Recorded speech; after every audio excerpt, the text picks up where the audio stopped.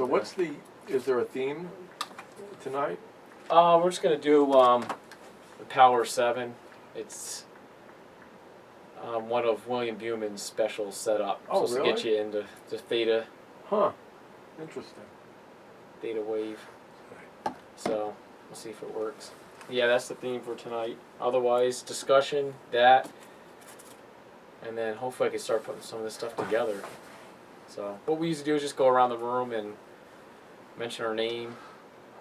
So if we have new people here, like yourself, and if you want to mention any experience you have with what we're doing, Astral Projection, Lucid Dreaming, out-of-body experiences and stuff. If you want to share anything, you don't have to. If you don't want to. Okay. So, my name's Juice, and it's almost been 2 years since we started this group, and I've been practicing Astral Projection since I was 13. Why is it the camera on you? Oh. Gotcha. Now you're ruining me, Steph. Good that you're 13. Yeah. Somebody introduced it to my friend and I was like, wow, people can do stuff like this? I didn't believe it. I was like, oh, that's pretty cool. And this woman's telling us that she was practicing it one day and she ended up in her kitchen. She was just doing one of the meditations that came with it. And before she knew it, she just did the meditation and it ended up in her kitchen. I was like, that's so cool. So we tried it with her. And I've been hooked ever since after that first try. But the problem was I didn't know how much dedication it takes to do this. So over the years I would buy all these books and tapes, try it out, then quit for a few years because I couldn't do it. Have some weird things happen and stuff, but nothing what I've read about.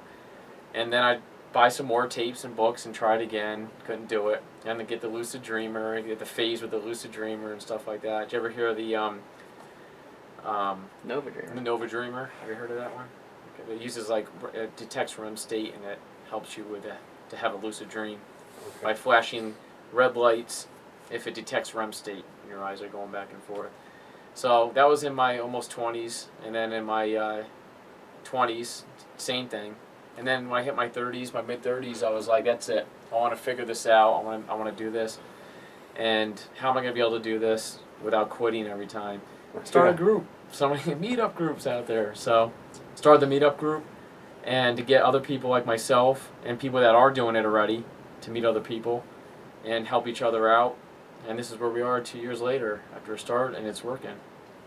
It's great. It's, a lot of people are being helped with it, and people that are having experiences already are having more, or just like to talk and help other people out with it, and just spreading information out.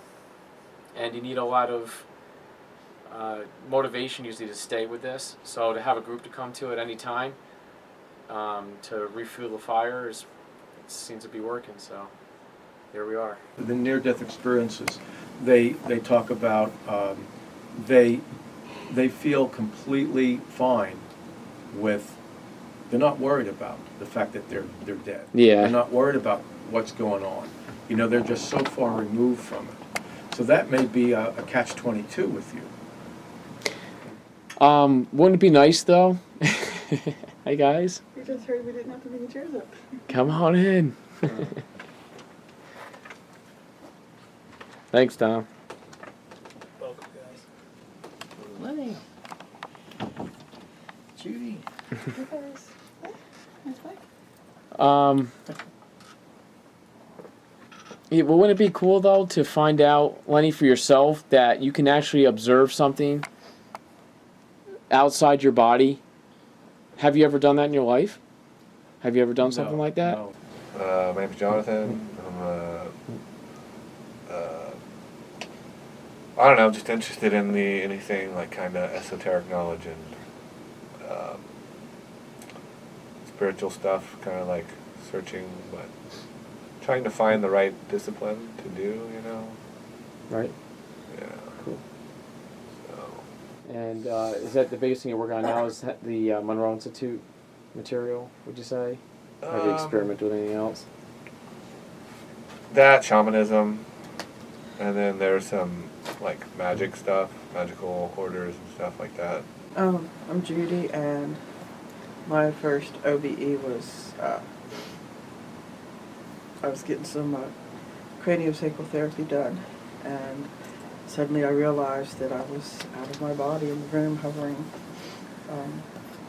So I've used that, and I think the easiest way, it seems it's been working for me, is when I really focus on sending healing energy to somebody. That seems to help me get out of my body. What's the cranial sacral? It's energy work. It's it helped me recover from a head-on collision. So I'm Stephanie, and I've been here since since the second meetup we've had, almost 2 years now. I first got into OBs when I was about 13 years old. I first learned about them. Had my first projection in 1998. Loved it.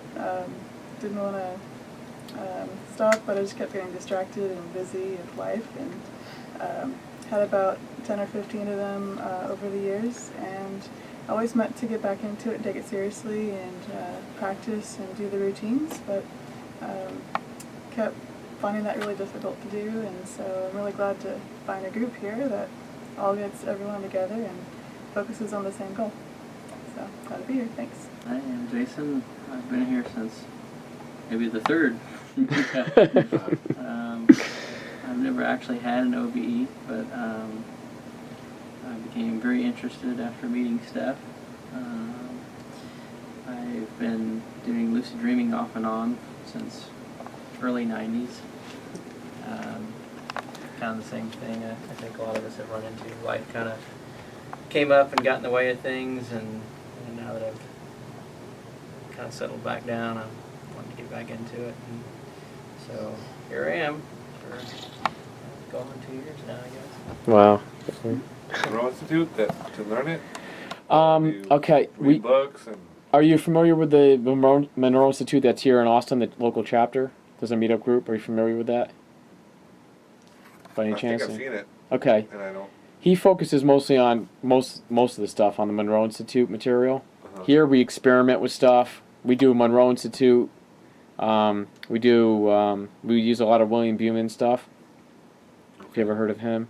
And stuff I just download. I mean, I buy off the internet, and we try it. I used to have this little form we used to fill out, and to see what people's reactions were as we're done with them. Huh. So, and then over the years, the last year and a half, we got to have some favorite ones that we like to use that worked out best for everybody. So here is just an experimental one where I use everything, all types of meditations, Okay. and the other one is just focused on Monroe Institute, Mike's meetup group. So this is... Astral projection is different than remote viewing. It is. Yeah. Yeah. Because remote viewing, from what I learned anyway, so it's kind of...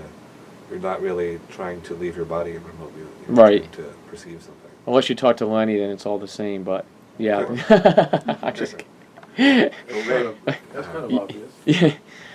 We got to try to break it down, Lenny, put it into categories. Got to break it down. So, yeah, it's different. It's more, we'll just say, Steph, remote viewing is just more of getting,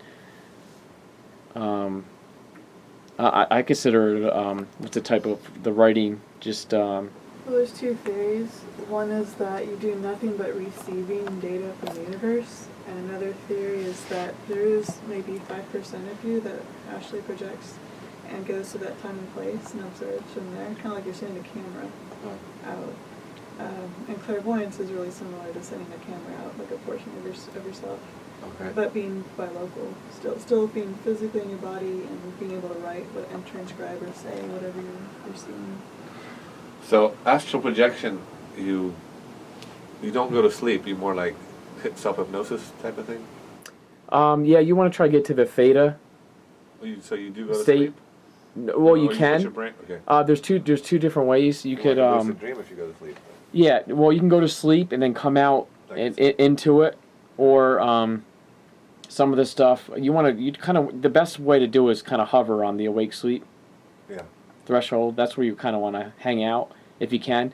But a lot of times people just fall asleep and then you come back out into it, and you might bypass all the the numbness, the vibrations, and you might just be ready to go into an OBE, or you might be into a lucid dream, depending if your mind took over and starts projecting something over top of your consciousness, just kind of recharging over there. Because when you fall asleep, you're recharging your batteries. And a lot of people say, authors and stuff, that you're just kind of a little bit above your body, just hovering there, recharging. So you're actually out of your body just a little bit, and then you're also connected to your brain too, and it makes scenes and stuff like that to go through. So you want to kind of like dissipate that. And I was talking earlier about falling backwards when you realize that you're dreaming, and try to knock you back into your body. And then you realize you're in your body, you might be paralyzed, you can't move. That's another sign. And what you want to try to do is roll out of your body then. Have you ever been paralyzed by any chance? No. Have you heard of it? Sleep paralysis? No. Okay. When you go to sleep at night, your body automatically goes into sleep paralysis at a certain point when it realizes that you, yourself, your consciousness is asleep. So it does little things to check to see if you're sleeping or not. It might make you itch your leg. It might make you want to turn. It might make you want to put your legs on top of each other, or scratch an itch on your head or something like that. So if you follow that command, it says, okay, you're not sleeping yet, so we're not going to put your body in sleep paralysis. And the reason why it does that is so when you dream, you don't act out your dreams and start nailing people and stuff like that. Yeah. Huh. So yeah, that's why. So you're going through that every night. There is a disorder where some people have trouble getting into sleep paralysis and they will act out their dreams, but that's rare. Most people aren't like You don't that. know anything about, like, you know how shamans do their journeys and stuff? Oh, there's shamanic journey master back Oh, there. yeah? Okay, so is it kind of seems like they're related. Like if They're you're, related, yeah. yeah, astral projection and shamanism and doing the journey? I would say the only difference is the percentage of you left behind. In an OBE, it feels like your body, your physical body is practically all the way asleep, and it doesn't move, doesn't have REM. Yeah. And all of you, like not all of you, but the biggest portion of you is out, and it feels like you're all there. There's no part that's co-conscious. You're not aware of your body. You're not aware of being your body and outside. You're only out. The first one was shamanism, the second OBE. one. With OBE, you feel like you're all the way out. With shamanism, you feel like it's kind of a very involved daydream. So Yeah, okay. you're in your body and out there. You're kind of bilocating. Also, you tend to go into private realm, not like basically a daydream, right? Yeah. But a daydream in which you connect with your own subconscious very deeply, and kind of tie into, like, I guess, the collective unconscious in a way. But in OBE, you're like literally in that room in the physical world, observing objects. In a shamanic journey, you're in an imaginary realm, or I guess an astral, non-physical realm, and you're observing stuff that's symbolic, is very heavily symbolic and personal to you, that you wake up and interpret later. OBE is not symbolic. It's, you see an object, it's that object. Wouldn't it, but like, so they're, in shamanism they can journey 3 different kind of ways, the lower world, middle world, or upper. Mm-hmm. And they say kind of the middle world in shamanism is to like retrieve lost objects. You could go like actually in the physical world and go. So it seems like it's kind of like astral projection then. That would be the middle world. Different. Yeah. So there's different types, I guess. Right. I've heard that. I've never met someone that really practices that. Yeah. So that's, but I guess that would be how they would interpret, like, to do the other version. But typically when you go to someone in a circle and try to have a shamanic journey, the intention is almost always to do a personal journey. Yeah.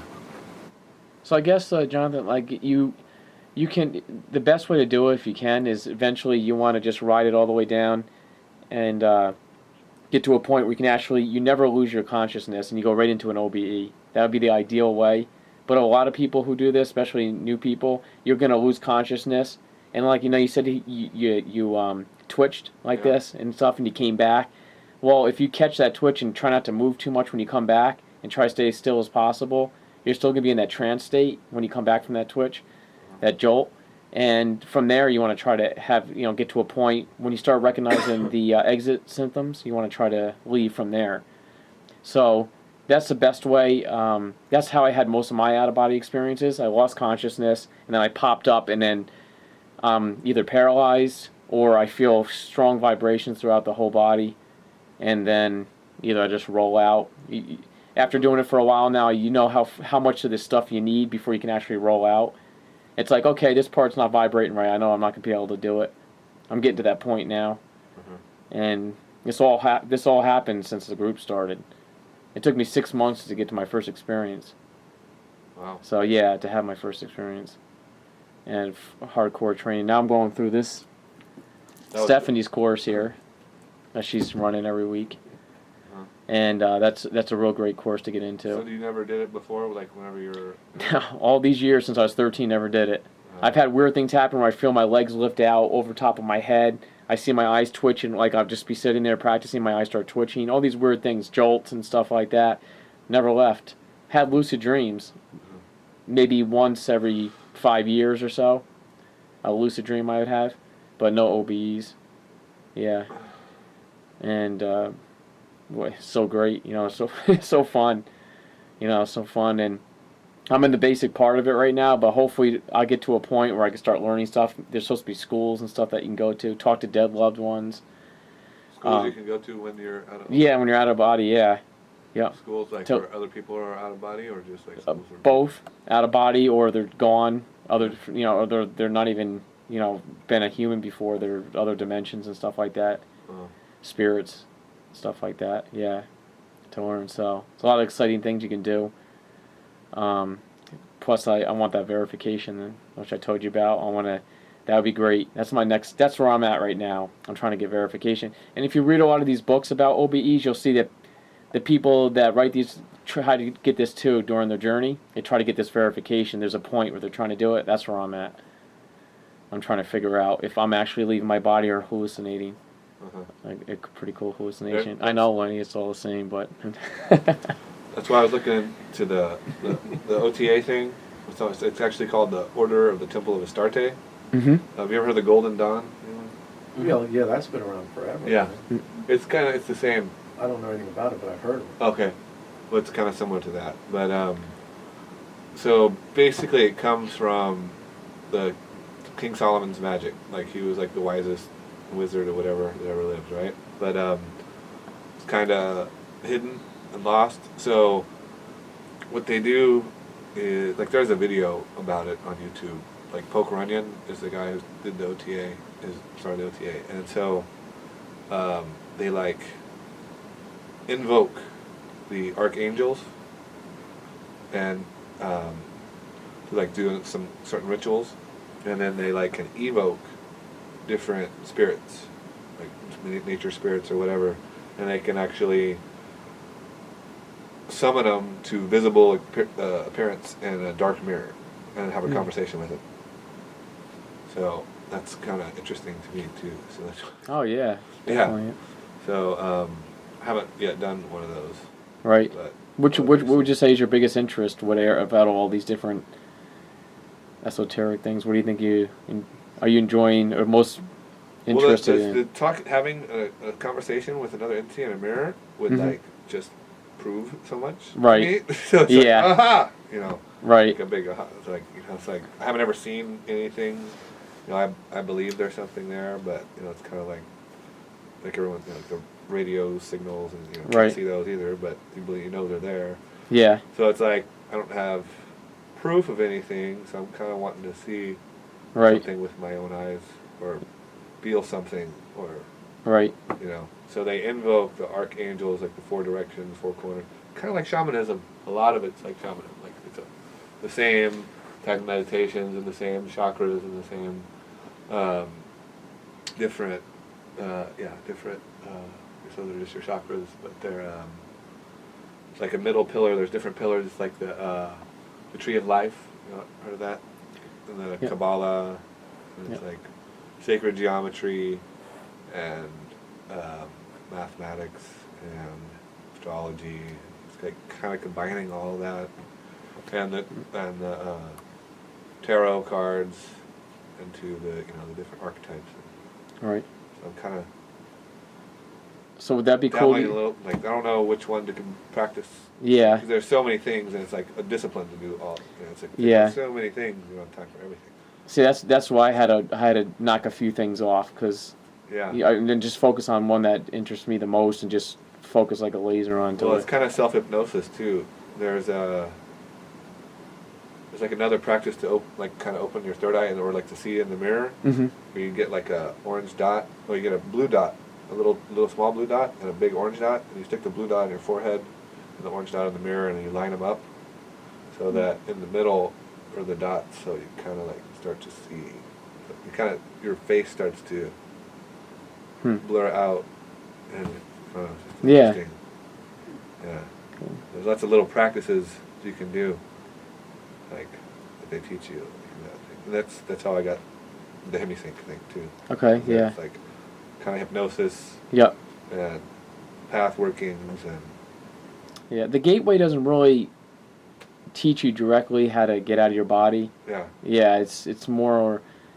I think of just quieting your mind and open yourself up a little bit more to the possibilities of that happening. But like I said, this book, if you want, this is just narrows in right on it. It's pretty tough. It's a tough course, Yeah. but it's Can I see it? yeah. It'll really, and Steph every week. There's a thing you can call in, phone support group that Steph runs. I was gonna keep trying. Yeah, and it doesn't matter where you are. Sure. And Okay. yeah. So. Yeah. So you can just listen to it, and you can talk on it too, or Yep. Yeah. just kind of. Yep. It's great. So. Yeah, we just take turns and share our comments and concerns and questions and successes. So you wrote this book? Read it? You what? Wrote it? You wrote it? I think you're referring to it as Japanese. Yeah. Oh, okay. I was like, Someday. I didn't mean that. I was like, God, You could have got away with it, you know. You should be up there. Yeah. Steph, you should be up here. And so what we'll do now, Jonathan, is we'll do a 45-minute meditation. And this is going to be, it's called the Power 7. Have you ever heard of William Buman? You can totally skip. He teaches at the Monroe Institute. Okay. He's got the only OBE thing going at the Institute course right now. Uh-huh. He's got the only one that's going there, dedicated to OBEs. So he does one once a month. And Mike, who does the Monroe Institute here in Austin, he just got back from going to one of them. Okay. So it was cool. It usually sells out too. It's like 3 or 4 months ahead of time. Yes, right. Okay. Yeah. So we're gonna do one that this guy made Uh-huh. tonight. It's gonna put us into theta state. So that's supposed to be the best state to experience an out of body Okay. or a lucid dream, stuff to get yourself into that. So basically, my advice to you is to sit back, listen to it, and just try to keep yourself hovering on that. Do you fall asleep when you do meditations? Usually? Yeah, sometimes. Okay, it's Not all the time. normal here. You got people snoring and stuff. You'll hear, if you fall asleep, you fall asleep. But if you can, try to hover around that awake, asleep area, if you Okay. can. If you feel yourself doze off and you jolt in, try to relax and just be aware of what's happening to your body. Yeah. And then what you could do is piece this together. You know, with the more you learn about this, you'll see, okay, why is that happening? Why am I tingling in this area and stuff? Yeah. Some of the times, like whenever like I would do the jolt, like I was not asleep, Right. and I wasn't. I mean, I was just like, yeah. I Right. guess I was in the Well, you can actually, suburb. they said you lose consciousness for a second when that happens. It's Okay. almost like you disconnect for a second. Okay. Yeah, but sometimes you might not lose consciousness when you jolt. Uh-huh. But Okay. for the most part, most people will be gone for a second, and then something brings you back. You'll But- have your headphones. Okay. and you might feel strong vibrations. You might feel yourself spinning. You might feel half of your body starting to rise up. You might feel your legs starting to float, or you might feel yourself going like this, or you feel yourself rocking left and right like this, Leaning forward. kind of Or going you can like that, your tap. whole body. So just be aware of what's going on, and then you just piece it together the more you learn about this Okay. and what to do in these states. Because there's a lot to do when you get to certain areas. That's it. Because if you try to leave your body too soon, you can kill your whole That thing. makes more sense. For me, is swallowing. Like when I get to these states sometimes when the vibrations come and I swallow, because your saliva builds up, you swallow, or I just your body tenses up, it ruins the whole thing. I'm out. Okay, try So I just that. spent 40 minutes meditating and ruined and I got to the point where I want to be, and I ruined it with swallowing. So these are all the little things that could happen to knock you out. Jason, like, sometimes he'll fall asleep Well, and start snoring and know that he's Right. snoring. He's actually below that. He's snoring, but he's conscious of it happening, which is good. You know, a good thing to be in. If you can do that, if you can keep yourself conscious while you're snoring. Yeah. And then these things you got to play with. You got to play with these things, and then eventually. Does it matter if you can breathe in through your nose or not? Yeah. It's if No matter. you You should be able to. You want to be able to breathe in through your nose. Yeah, you can do it. They don't go too crazy on that. Whatever's more comfortable, get you relaxed. If you want to go through if your nose is stuffed up a little bit, you can breathe through your mouth. You want to keep your jaw relaxed and stuff, nothing tensed up, and not get too excited. When all this stuff happens, your excitement will kill it. Okay. A lot of times, and this book gets into it. You know how to say, don't get too excited and stuff like that, what to do and stuff like that. So. What do you think of Robert Wagner's book, that Lucid Dreaming book? It's good? Or I didn't read it. I didn't read Rod Wagner's book, but I have it. I haven't read just a couple first chapters. Yeah, I pretty much just all OBE books right now. You know, I'm done. I kind of know what to do with I had the Lucid Dreamer and stuff like that, the Nova Dreamer. Played around with it and stuff. I do reality checks all the time. My cell phone, I have an app that goes off at certain times during the day, and every time it goes off, I count my fingers. And I don't have it in here right now, my phone. And then I read something, and then I look away and read it again and see if it changes. So that's how you. And then once that goes off when you're sleeping next to your bed, your phone, and it makes that noise, then you do a reality check in your sleep, and you're like, something might be different. You might have an extra finger, or they might be warped or something like that. They might be melting, and then it's like, oh well, okay, I'm dreaming. I caught myself. So it happened once since I've been doing this app for about 2 months now. I caught myself once in a lucid dream. It lasted like 2 seconds. But hey, I'll take what I can get. Yeah. Yeah, so. If you need a bathroom break, you just Just a Kleenex. Is there Kleenex? yeah, I'll get you one. I'll get you a Kleenex. Judy, you want a bathroom break or anything? Or want to go into meditation? Anybody? Jonathan, we do some things sometimes where we try to meet out of body somewhere so we can get out the driveway, or a shamanic journey out to the driveway. Okay. So I try to. Steph has a symbol that she relates to herself, and I have to try to guess it. And try to get it somehow by during the meditation. I wouldn't know. I'm going to be looking or trying to hear maybe what it might be, or hear her voice or something. But even if I got out of body, doesn't mean I'm going to be able to get her symbol. Yeah. This is the discussion time now. Afterwards, see if we had any connections or experiences anybody wants to share. And would anybody like to share? I guess I'll go first since I'm kind of short and sweet. What I noticed with this one is I started paying attention to that kind of background warbling noise that was going on. That first I could get kind of like a vibration, but different. It was kind of like a rolling vibration. It just kind of like rolled off of the ends of my hands.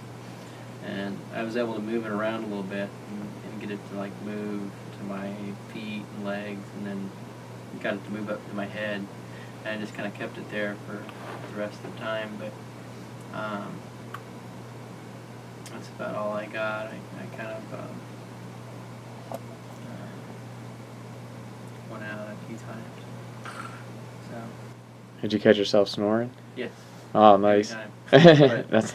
It's I don't think I managed to get into an altered state. It was just kind of like an abrupt thing, versus the times when I've been like mind awake, body asleep, and I just like listen to myself snore for a moment and try and shut it down. Just more of a, wake up and okay, stop it. Well, don't stop it. Come up nice and slow into it. Yeah, Basically. 'Cause that's a good. To not shock myself. Yeah. Towards the end and kind of get used to it, but I couldn't get very far with it. I think just started work today, so. Oh, that's I had to right. get up early and get enough sleep, and so I was a little tired than I thought I was. Next. That explains what I was up to. Hi, I'm Stephanie. Still, yeah. And so this time I was trying a challenge. I was able to kind of feel loose right away, and I went ahead and did some Bruce meditation first. Did some bouncing on my hands and legs, and kind of got warmed up that way. And then, okay. That's probably why I started having some attention to the hands first. Yeah, I bet. Cool. So, I picked, a long time ago, right after we started this group, I picked a symbol for myself that I would challenge people with and see if they could pick it up or not. So I'm not going to say it, but if anyone saw something unusual, go ahead and mention it. And then I was trying to pick up juices as a fun challenge. I was trying to send it to you as well, and it was maybe about halfway through. I kind of got back in my body and felt loose, and I took my hand and washed over your body like that. And I really didn't feel anything there. It was like vacant, like you were definitely somewhere else. You checked out, I guess. Yeah. I checked out a few times. Just now, right? No, well, during the meditation. During the 40-minute audio. Good. So yeah, if you saw anything, you mention it. So I was trying to pick up on juices, and multiple times I got a cat, and I'm like, all right, what color? You wouldn't answer me. And towards the end, I got these little flickers of wolf and hummingbird, but the one I got all the time more consistently was a cat. So for whatever that was worth. I'll tell you real quick, I was watching a video before, like an hour before the group started, on a guy with a pet hummingbird that comes in and feeds. Awesome. So that was in my head pretty strong. What did the feeder look like? He had a little flower on it, and I guess the sugar water. And he would have the hummingbird come in through the window, and he would just hang around the guy. And he'd a pet hummingbird. I haven't seen that before. Yeah. I'll send you the video. Keith and I were commenting on the fat cat before we started meditation. Yeah, we were doing that. Now here's the thing, Steph. For somebody to send out the symbol, how much energy and how much time should they spend during the meditation to do that, to put it out there? Well, as we just noticed, sometimes people aren't paying attention. So you might need to do it in multiple bursts. So it gives everyone a few minutes to get settled and get their mind quiet, I would think. And then maybe right away, just in case, while they're still in the beta wave state. And then again in the middle sometime, and I guess as frequently as you can bother. It'll get boring pretty fast if you do it the whole time. Right. So. Plus, it would take away from practicing certain things that I'm doing with Bruce, because I hardly did any of my symbol at all, because I'm practicing Bruce stuff. So I almost basically forgot about sending it out there. I considered doing the whole Bruce session today, but I thought that will just fill up the whole thing and we won't have any. Yeah, that's what I ruined it by doing that. Uh-oh. So it's okay. So this one, I tried sending my symbol a lot. I created it in 3D and sent it around the room actually, and verbally said it. Well, not verbally out loud, but in my mind, I verbally told you what it was. I pictured it and I showed you, and I guess I did that maybe 10 times over during the 40-minute session. And What symbol? I can't say. You have to. Oh. To him though, not to him. Well, as I want to reuse it. If no one gets it, then I might as well keep the symbol up for next time. Instead of having to really put my energy into it every a new one every time. It's simpler. But if you say what it is, then I'll confirm it for you. So eventually that got old, and so I went into a little mini shamanic journey. Oh, well, at one point I tried to take you to the driveway. I felt like you were loose, like you were kind of hovering around and loose. I was. I tried to, awesome. So I tried to drag you to the driveway, and you wouldn't go. You were like adamant to stay in the room. So, all right, whatever. So. I just want to tell you, Steph, on that. I felt a weird swaying this time. Like usually I can feel it going back and forth, up and down, or this and this. But today it was like this going back and forth. I was like, okay, that's interesting. Oh, twisting? Yeah, twisting. That's cool. So I haven't felt that before. I did rotate and do all kinds of things up in the air that wasn't in my body. That's neat. So at one point I went for a little mini shamanic journey and decided to kind of resolve something. I pictured all the things I wanted to do, all my projects, lined them up, and I'm like, all right, self, which one's best for me? What should I focus on? How do I do all of them at once? And micromanage everything. And the answer came, you have to give some of them up. I'm like, You cluttered up your shamanic journey? yeah, I did. Oh, man. Sleep clutter everywhere. So, so that was informative, and that's about it. Nothing Fun. much to report. You enjoyed it though, Lenny? That meditation, Yeah. Power 7. Yeah, but it's just too much daily stuff still in me, and I'm not at all tired. But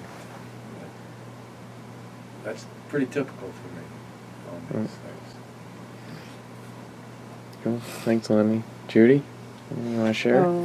I really like this one, but I was enjoying it for a while and then fell asleep. Cool. And Jonathan, anything you want to share about this track? How you felt or anything? Yeah. I don't know. I just like a lot of times when I close my eyes, I can see like things like an orange dot or something, or like swirls or something. You know what I mean? Yeah. Yep. It was just like black, nothing, and then like this, I could just imagine. It's like, oh, that's different. So I just thought, well, I could see the stars. So I started being able to see the stars, like in the. I guess I was looking at the sky. Right. You know? Yeah. And then after a while, it like kept thinking, and I would change back, and then so then kind of like I could feel that I was going to sleep. Like my feet were really numb. Like I could feel that feeling. So Yeah. I guess it's focus 10, like Mm-hmm. I tried to do focus 12, and I think I went a little bit deeper. And then I was kind of like. It was kind of like it wasn't like a journey. It was like I kept seeing like scenes, Yeah. and it was like and I started seeing like the shapes, and then there was like a jukebox, and then I saw like people were like in front of me, like, and they were like they were wearing bowling shirts. Hmm. They were maroon bowling shirts. And it was just this. That's one thing about this. You never know sometimes Yeah. what you're tapping into. So yeah, so it was almost like I could see different things like appear, and then like different scenes just came and go. I was like wondering what it was. Here's a little Trying not to- challenge. If you ever see stuff like that and you're really relaxed, try to pull them towards you and try to go into them. If you little dots and stuff like that, try to pull them closer. Stars, pick out a star and try to go towards it and see if you can go all the way into it. Yeah. And you might go into an astral plane or something like that. Okay. Or a lucid dream. Well, I was trying not to like imagine what it was, like not to make it something. Right. To let it make it whatever it was. Yeah. Yep. Yep. Yeah. How long did that hold for? Was it just a little brief? No, I was there for a little while. Okay. Yeah. Maybe 10 seconds each or more. Okay, not And hypnagogic it was imagery. actually like I could see the people there, Cool. and like. I asked because if it were just little brief flips, Uh-huh. then it would be hypnagogic imagery. But Okay. if it holds like that, then yeah, that's cool. That's something else. Yeah, some of it, like something like that. Like those two things did. And there was some other stuff I don't know what I Then I think I kind of fell asleep. I didn't. I don't know if I fell asleep or not. I was like trying to not fall asleep. Yeah, it's tough sometimes to find that, to know exactly if you did or not. But I was right in between. Right. And the more you play with that zone, Mhm. you know, better chances. It's Well, I gonna was get really tired better. when the lights came on. I was like, oh, Yeah, I saw that. Rolling to your right or whatever. yeah. Mm. Yeah. About it. Cool. Thanks. But yeah, I So liked it. yeah, with I felt instead of the in and out swaying to the left or right, I felt this type of swaying. So going like this, and so I was playing with it for a while, almost trying to get into it, see if I could make it happen a little better and better, stronger, and it would start going more and more to a certain point. And then I also got to a point where I saw stars too. Those stars, I was trying to pull one towards me, but didn't have enough. And this has to do with your relaxation state. The more you relax and stuff, the more you can play around with this, the less detached you are.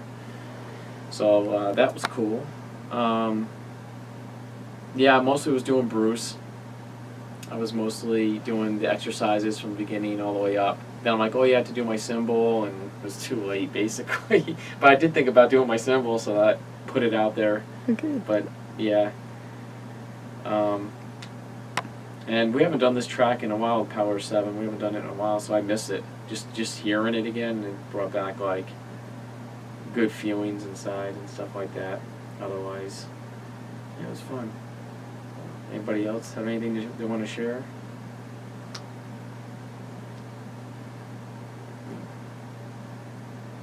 Okay. Well, what time does anybody have the time limit? 10. 9:57. Oh. Oh wait. Oh wow, it's 10 already. Yeah. Oh, wow, we're over. Look at this. I haven't done this here in a while and off schedule. Usually I stop it at 9:30, so that's probably why that stopped. We had a long chat in the beginning. All right. Well, thanks everybody for coming. Sorry I went over a little bit, but I'm sure you guys don't mind. Nobody's ever mind. Yeah. No. Except Dawn.